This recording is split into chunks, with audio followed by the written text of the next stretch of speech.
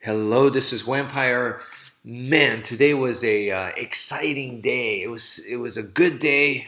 Sensei Pedro came over and uh, visited, and I was able to film some really cool footage for you guys that I will definitely be uploading in the near future.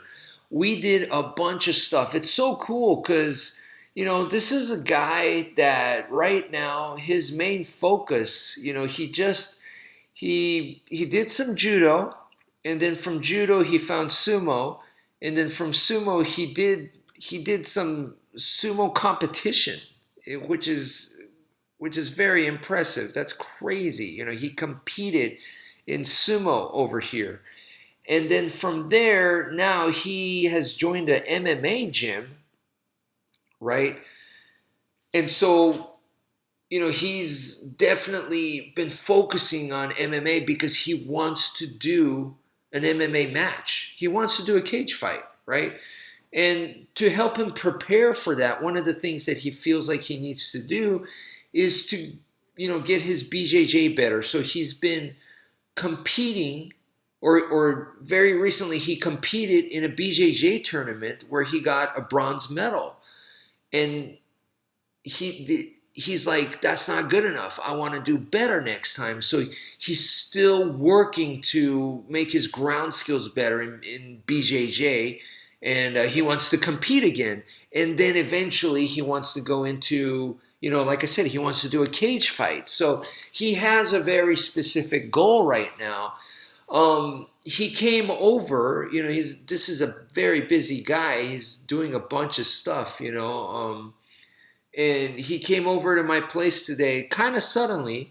And so even though his brain has been all MMA, he he came over here and trained Filipino martial arts with me. So we did Eskrima Kali Arnis.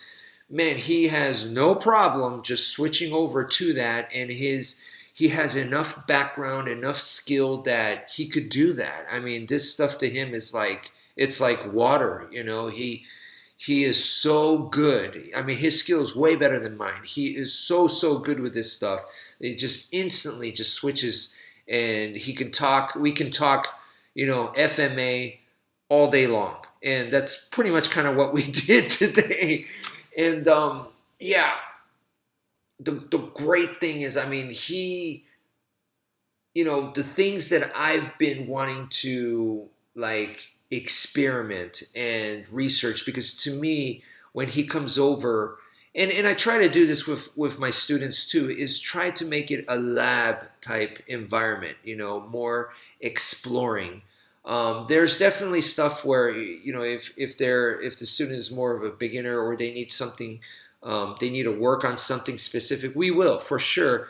But I try to get them to the point where they could be a lab partner, and that's what I am to them too. I am a lab partner, and this is a laboratory where we are doing experiments to, get some valuable experience and, find things. We want info. We want good info that we could, fall back on, or build our craft upon. So that's what I'm looking for, and not only was Sensei Pedro cool with that, and because I'm all FMA, that's what I'm thinking all the time is Filipino martial arts, Eskrima Kali Arnis, and even though he's coming from an MMA mind and BJJ mind, he had no problem switching. And not only that, he was like, hey, can we experiment this? Can we experiment that? He was thinking about stuff that he wanted to experiment with FMA. And one of the things that we were talking about, is like, what's popular right now is Balintawak is so popular today for Filipino martial arts. And also comes with that is like the sombrada type of drill, okay, partner drill, where you are exchanging moves back and forth, back and forth.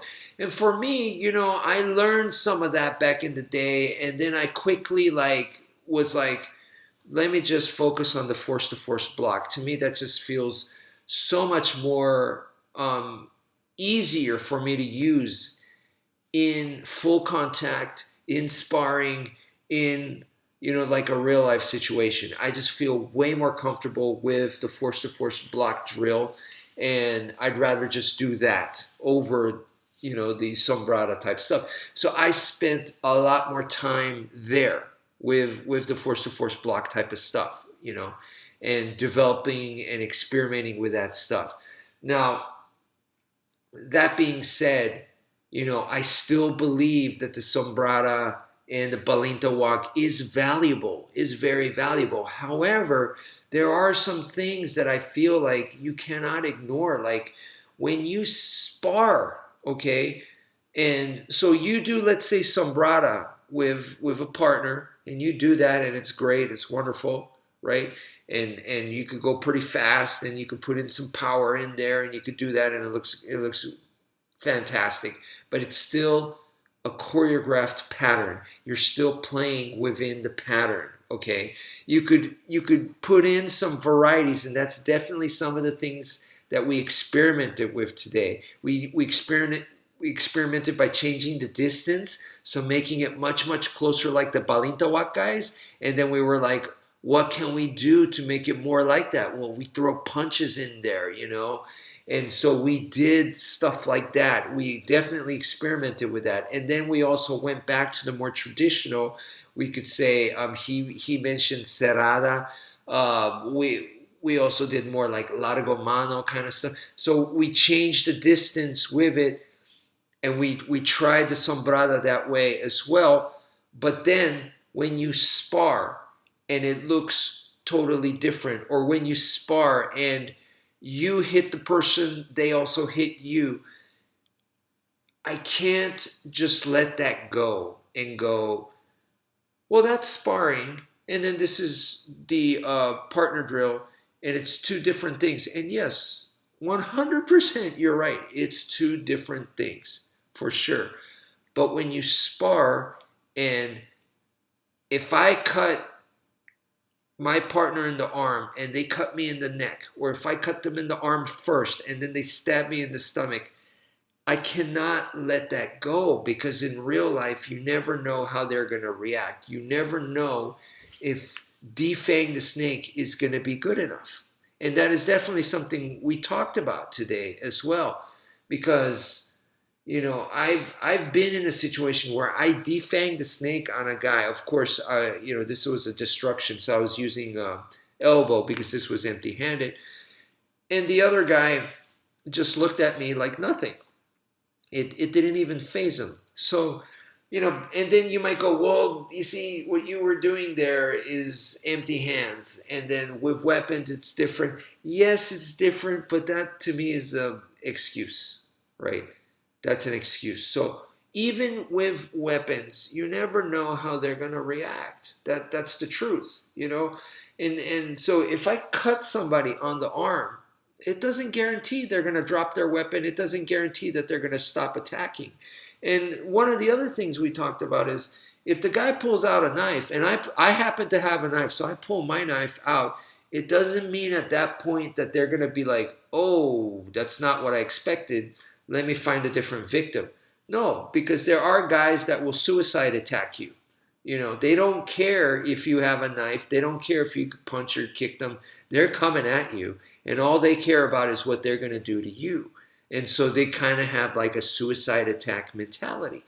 So that is dangerous whether you're a beginner or whether you are advanced. And, the person could have no training. The suicide attacker is always dangerous and scary, And that is another thing that we definitely experimented with. And so my goal here was that when we did this time around, we actually did stuff that was a little bit closer to sparring compared to last time. Last time was actually more pattern oriented. We did more drills last time he came over. I know some people thought that we were going way too hard and we were way dangerous. Actually, this time was a little bit closer to sparring. And the funny thing was, last time my finger got jammed on when I was using the noodle, because the noodle was flexible and it didn't hold. And when Sensei Pedro was using the knife, and I was defending with the foam noodle, my finger got jammed, and that hurt for months. People, that was crazy. Yes, it was a freak accident, whatever. But yeah, that this time around, I'm lucky. I am happy and lucky to say that I am fine. I don't feel hurt. The only thing is my neck is a little sore because we did do some choke practice. We used the stick and then also without the stick, and so my neck, man, is that baseball choke is just brutal thing.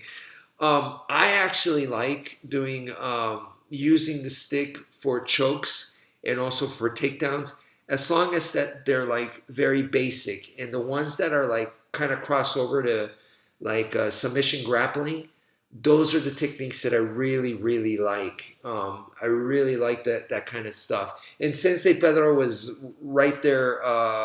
Seemed like with the same idea or the same opinion as far as that goes. So that was really cool. We recorded some of that, so you guys will definitely get to see that soon. And man, it was just so. It was such an awesome experience. But so when this time around, like I said, we did a little bit more closer, not full contact sparring, no, and no, we didn't. I wouldn't even call it sparring, but it was more closer to sparring. And when we did that this time, um, I got cut up, I got stabbed, same with him, and we took turns, and we both got jacked up, right? Of course, this is a training knife, so we're fine. But if it was a real knife, we would have been, right? And I don't want to ignore that. I see so many people, like I said, they do the drills, the partner drills, and everything looks good. Everything looks kosher. And they're like, yes, that's awesome, right? The technique works. And then they spar, and you see they both get hit. There's an exchange. And I'm not cool with that. To me, that doesn't fly. That in the street, you would have been dead, or you would have been critically injured. And so what if there's another person? So I cannot let that go. For me, that is not cool. And I want to make sure that that doesn't happen.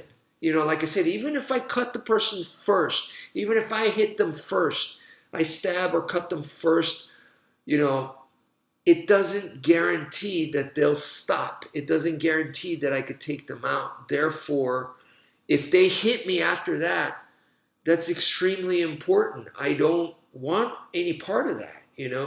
So what can we do?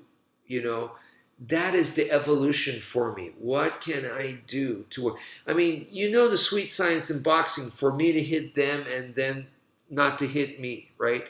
To hit them while I don't get hit. Well, for FMA, it is, to me, Eskrima Kalia Arnis is the same, but maybe more extreme, because you have to 100% play that game. You cannot slip on that game, because if you do, you're going to be in big trouble if they have a knife or if they have a steel pipe or something like that. So you have to 100% follow the sweet science, from boxing in that sense. So anyway, I thought, this is a very important stuff that we experimented on today.